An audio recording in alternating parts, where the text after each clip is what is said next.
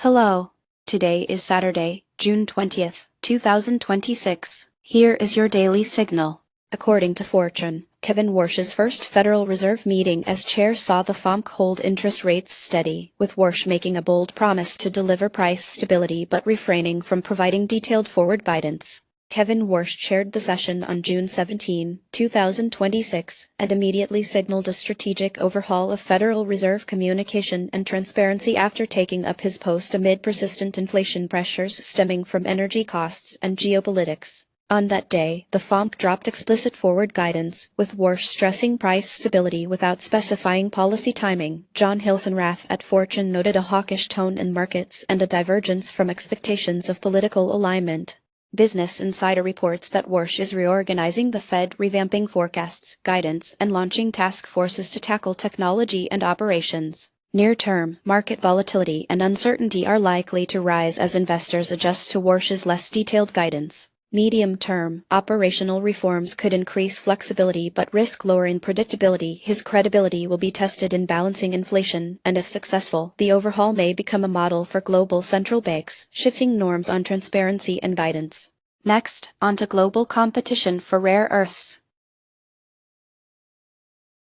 As reported by Fortune, the G7 has pledged to break China's rare earth dominance by capping its share at 60% by 2030, a move experts describe as ambitious but necessary. China currently controls about 70% of the world's rare earth supply, which is critical for manufacturing electronics, renewable energy technologies, and defense systems. 7 of the world's largest economies, including the United States, Canada, Japan, Germany, France, Italy, and the United Kingdom, are seeking strategies to reduce reliance on Chinese rare earths, with policymakers and industry leaders such as Sam Altman, Demis Hassabis, and Dario Amodei present at the G7 summit. The G7's goal, as set on June 17, 2026, is to cap China's rare earth market dominance by 2030, pushing new investment into rare earth mining and processing outside China and aiming for greater supply chain diversification efforts expected to reduce geopolitical risks and stabilize prices. Competition for rare earth technologies could intensify over the medium term, possibly leading to higher innovation and increases in production costs.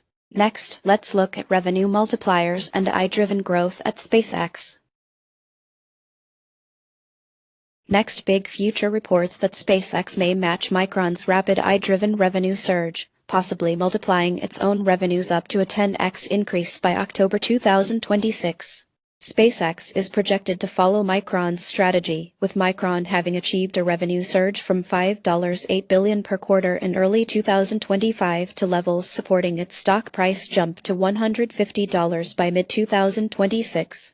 Elon Musk's SpaceX is on track to elevate AI-powered income from $1 billion annually in April to a $33 billion run rate by October 2026. Next Big Future highlights Micron's explosive turnaround, which serves as a benchmark for SpaceX's growth projections. Sanjay Mehrotra, Micron's CEO, and Elon Musk at SpaceX are central to driving these strategies. If SpaceX achieves this projected growth, it could see a sharp rise in valuation and investor interest, with AI initiatives set to accelerate its market position and potentially influence aerospace and tech investment strategies industry-wide.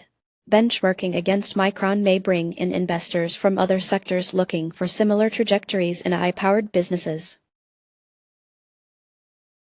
Now, onto the markets. European equities were mixed, with Germany finishing near 42.77 and France advancing by over 1%, led by EWQ at 45.81.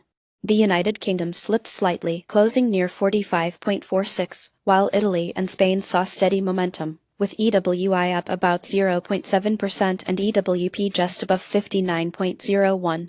Netherlands was among the top performers internationally, rising by 1.4% with EWN ending at 70.84. While Chile eased lower at around 40.66.